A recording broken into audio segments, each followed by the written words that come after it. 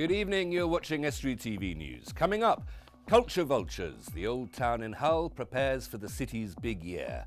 And the church militant, St Mary's in Hull, fights for survival. And I'll be talking to Kate Ranson of Women's Aid about their 40th anniversary and their upcoming fundraising events. Welcome to Estuary TV News. I'm Hugh Richards. First of all, it's over to Richard Morris for the news headlines.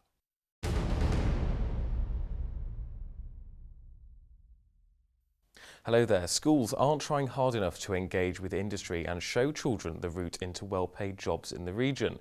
That's according to Nikki Hale from Catch, a vocational training facility in Stallingborough. They were due to hold an Introduction to Engineering Day, especially for girls on Saturday, but it's had to be cancelled as there were only 10 applications to attend. Last year, more than 40 girls went to a similar event.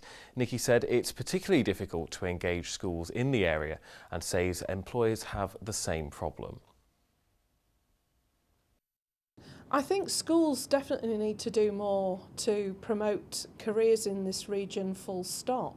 And one thing that industry has particularly noticed from the applicants and the graduates that they're getting is the quality of information that they've had regarding careers.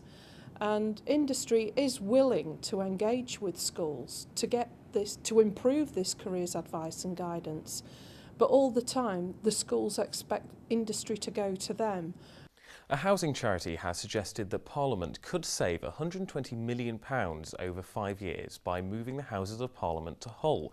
Generation Rent have said the plans would see the current Parliament buildings be turned into over 350 affordable flats right in the centre of London. It would also save the taxpayer a huge amount of money in rent for second homes for MPs. Are you fed up of paying high costs for school uniforms? A report out today by the Children's Society shows parents in our regions pay an estimated £29 million per year on school uniforms and accessories. Much of this cost is because some schools will not allow parents to buy an affordable item from a supermarket and sew a badge on. The charity say children whose parents cannot afford the price face the humiliation of punishment and bullying.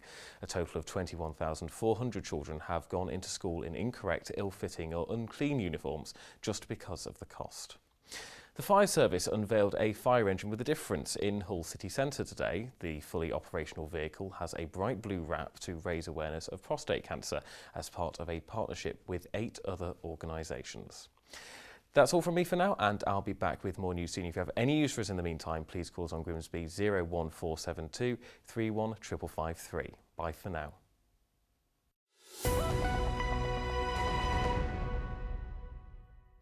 Hull's year as City of Culture is still nearly 2 years away, and plans to make sure the city is ready to welcome visitors from around the world are afoot. Some projects, like the bridge over Castle Street, may not be ready until during or after 2017, and we now expect the A63 works on Castle Street to start after the city's year in the spotlight. But one of the old town's hidden treasures is set to be ready. Dan Kemp reports. Deep in Hull's Old Town lies Trinity Indoor Market.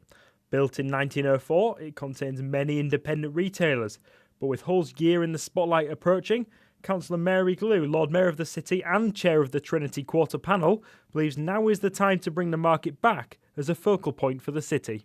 It's a beautiful building anyway, so it's about bringing it back to life, creating a vibrancy, a wonderful retail outlet, a distinctly different destination, but one that blends well with the old town. Well, I'm just absolutely delighted and excited and just so proud that other people share the vision that, you know, a lot of us have had in that part of the town for quite a while, and sort of like the Lord Mayor sort of like leading the helm and, you know, driving this bid forward successfully through the Trinity panel. The facility has been awarded funding from the Humber Growth deal, announced 2 weeks ago, which will see the repurposing of the market and the space around it, being done to a cost of £3 million. Included within the wider development are the plans to make the exterior of Holy Trinity Church more accessible and the addition of cafe bars and restaurants to the square. Well, the old town certainly needs, and parts of it certainly needs bringing back to life. some investment, and we recognise that as a council. We feel, because of the location of the indoor market, that it's an ideal spot, and I'm sure it'll act as a catalyst once we finish the work to bring about change in the other areas. And excitement from local traders at the investment is palpable. You've got a lot of struggling traders, traders who are just managing really and keeping by, whereas this has created a lot of optimism, so people who may be struggling now will be thinking they can see a little bit of a light at the end of the tunnel, and the atmosphere is building up and people are getting a real nice feel about it. People believe in us again, it's about that really. We have to be 2017 ready, so we've got the money now, we're very excited and we're raring to go. You're watching Estuary TV News. A little later in this programme, we ask a big question of the little kids of Brigg Primary School. We are from Brigg Primary School. And Kemp will bring you all the sports news.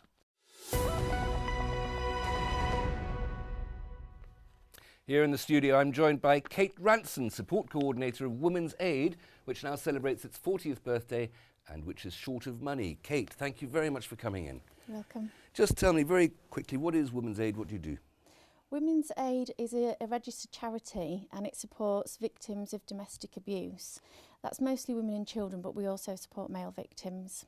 And how do you support them? What can you do for them? We have a refuge that can home 11 families at any one time, and we also support families in the community through outreach support services. Now, you're short of money, as everybody is at the moment. How much has your budget been cut? Over the last couple of years, we've had around £100,000 cut in our funding budget. And we do our very best to maintain the services that are vital to our local communities, and a lot of that is done through fundraising in the local community. Well, we'll get into the fundraising in a second, but who provides that £100,000? Or who provides that budget that's been cut by £100,000? Our North East Links Council are our core funders, and they provide funding for the women who are supported, and that's either in the refuge or in the community, but we don't receive any funding to support our children who are in the refuge. You are having an event on Saturday to try to raise a bit more money. Clearly this is an extremely important purpose. Tell me what's going on Saturday? Yeah, we're really excited about Saturday. In conjunction with International Women's Day, which is on March the 8th, we're having this event on Saturday, and we're having 150 balloons released, and that's one for each woman who has died nationally through being in an abusive relationship.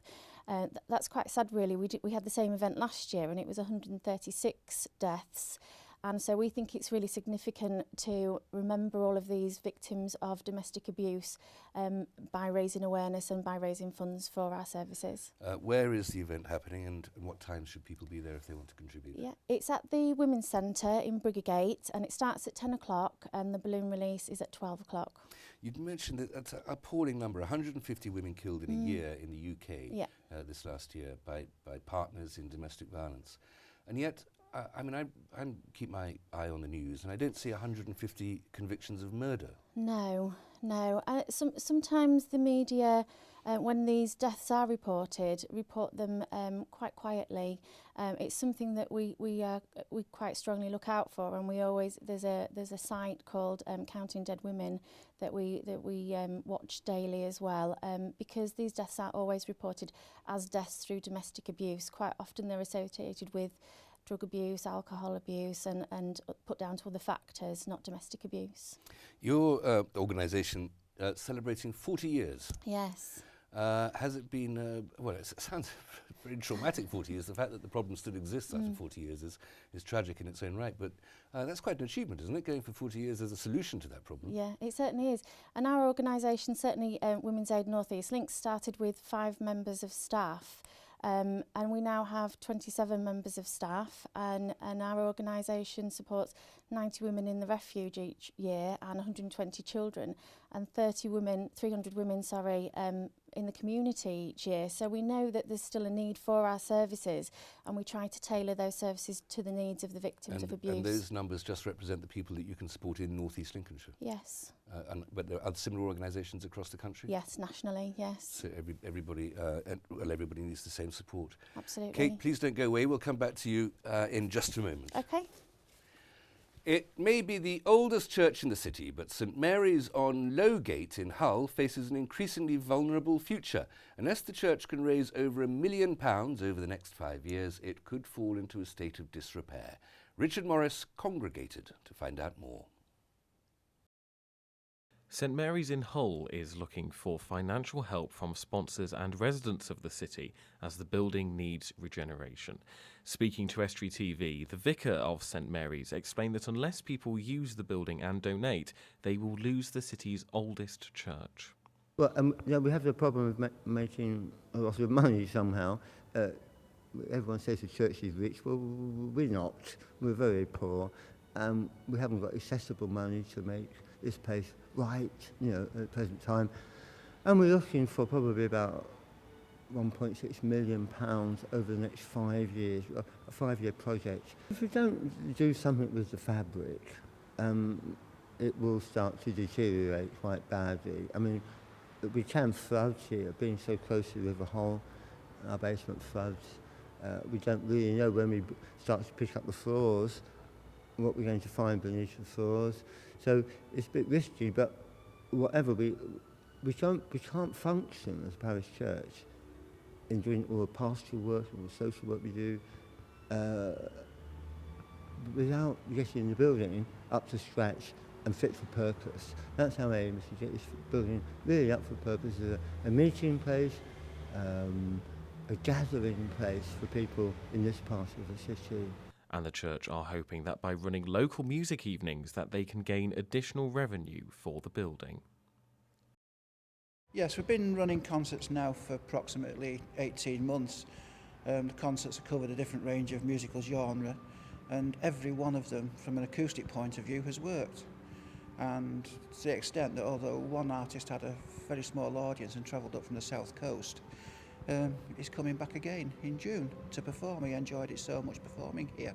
It will help with the fundraising eventually. At the moment it's not particularly making money for the church, but it's a consciousness raising exercise, and it's also getting our name out there as a place where people can come and perform, and some people are already inquiring about possibly using it as a venue just for practices. And if you'd like to support the church in its fundraising efforts, you can either visit their website or just pop in. They've got a new scheme for those wishing to make donations. You can become a friend of St Mary's Church. I'm still with Kate Ranson from Women's Aid. Kate, it's a dreadful problem that's been going on. One of the problems that makes it so difficult to solve domestic violence is that it's not easy to prosecute this crime, is it? No, it's not. The definition of domestic abuse talks about physical violence, emotional, psychological, and the physical violence is quite often the easiest one to evidence, but certainly when you're talking about controlling behaviour and coercion and threatening behaviour, that's far, far more difficult to prove and prosecute. And what is the legal remedy here? Because the prosecution going through the criminal law is difficult because of the need to prove beyond reasonable doubt, very fair need in a free country to prove beyond reasonable doubt. And in a private domestic context, the evidence isn't necessarily strong enough for a criminal prosecution. There are civil remedies there.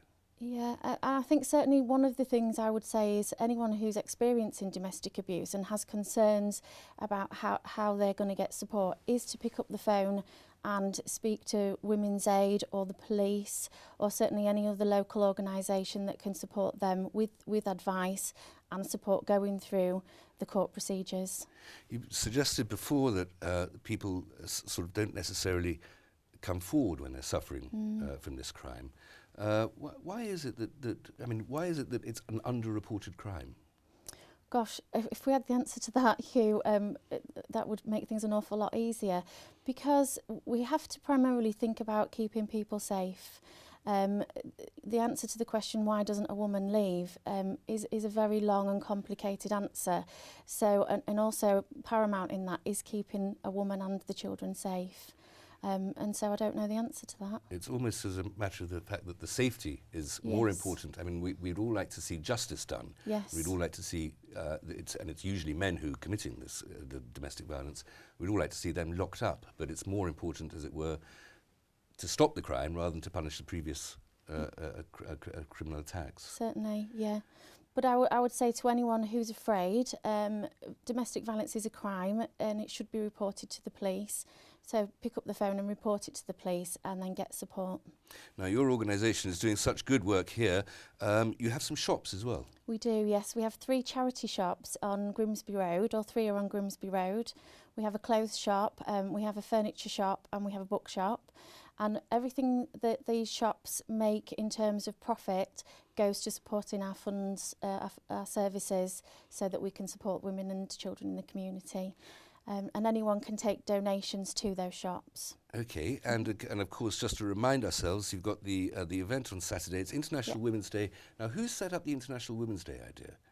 International Women's Day is an international event, and it's part of Women's Aid celebrating women and equality, and certainly to have an event that recognises equality and the successes of women internationally. And this is something sorted out under the aegis of the United Nations, I think. That's right, yes. Yeah. Is it UNESCO, or have I got the wrong? I think it is, yeah. Wrong United Nations agency here. So for this day, everywhere across the world, from Timbuktu to Siberia, there'll be at least some of us will be at least trying to think about one aspect of this problem, which is the domestic violence aspect of things. And that's why we like to get involved, because it's for everyone. Domestic violence does affect everyone in the community, but certainly we are there to support women and children as well. You managed to have this residential care for, obviously there's only a limited number of people you can look after and house.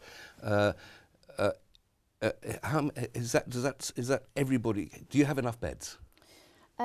We do sometimes have a waiting list of people who are waiting to come in for safe emergency accommodation, and in that case we would work with the local authority emergency homeless team and try and accommodate people that way. Okay, thanks very much. You're and welcome. Good luck with your day on Saturday.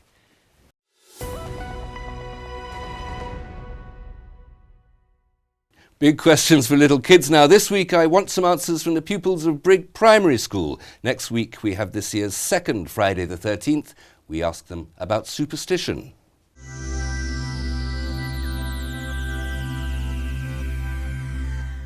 We are from Brigg Primary School. What is a superstition? I think a superstition is where you believe in good and bad luck. Like if you had like a good pendant and you always wore it before you did something, so it'll give you good luck. And like if you believe in good luck and bad luck and ghosts as well, like if you can see them. It's sort of someone that, well, it's not someone, it's believes in good and bad luck, and somebody might do something for every time before they do something else.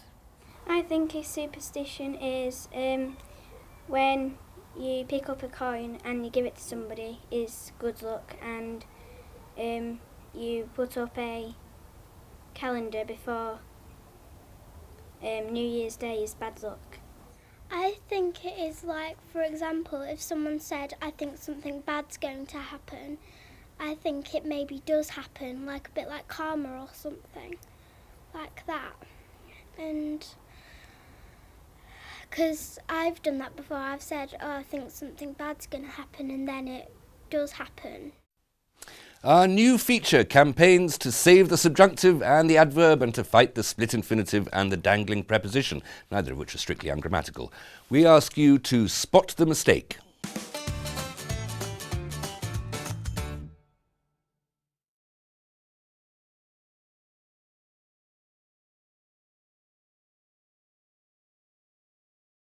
What's wrong with that sentence? The dreaded waiting room for a fill. Filing? Yeah. What's a filing? The dreaded dentist. What else? Waiting room for... it's wrong altogether. What's wrong with it? It doesn't make sense. Why does it make sense? Because it says in the dreaded dentist waiting room, waiting for filling. You've got waiting twice.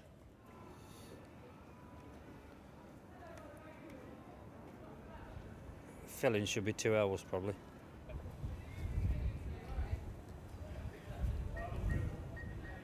The dreaded? I don't know really.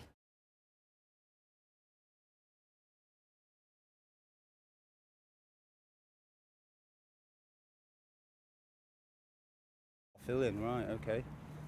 All right, dentist and filling, right, okay. The right sentence. Does that look better? That looks better, yeah. Right. Ah. You're right there as well, yeah, now, looking at it, yeah. Oh right, yeah. That's quirky. Now here is the perfectly grammatical sport with Dan Kemp.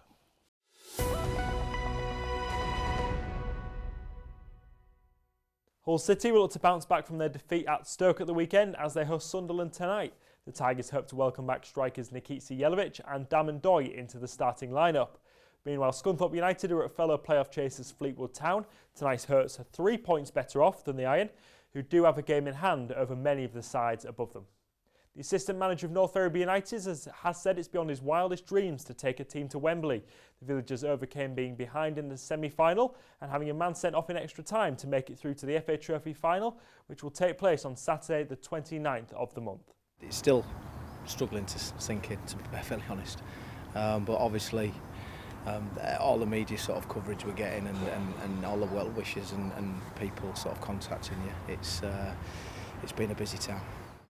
This season's motorcycling calendar gets underway this month at Cadwell Park. More than 25 events are scheduled for the venue this year, all starting on the 21st and 2nd of the month with the Auto 66 Bike Championships.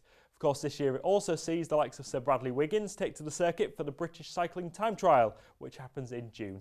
And this year sees the 10th anniversary of Louth's Run for Life. The event takes place on Sunday the 28th of June in the town's marketplace. Organisers are hoping it's the biggest event to date, with participants wanting to run, jog or walk all welcome. Over the 10 years of the event, over £250,000 have been raised in the aid of cancer research. And that's all for the sport.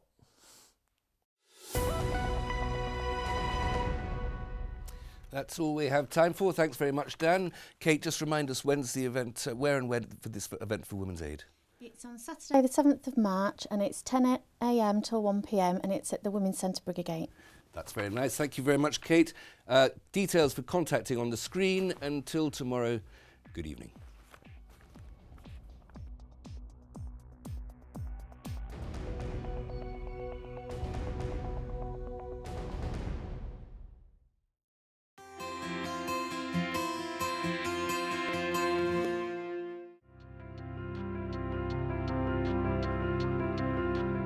Hello and welcome to Estuary TV's weather. Feeling less cold than recent days, in the combination of light winds and lengthy sunny periods, most areas are dry throughout, with isolated rain showers dying away with a maximum temperature of 8 degrees. Becoming milder, although remaining windy on Thursday, expect it to be dry and bright.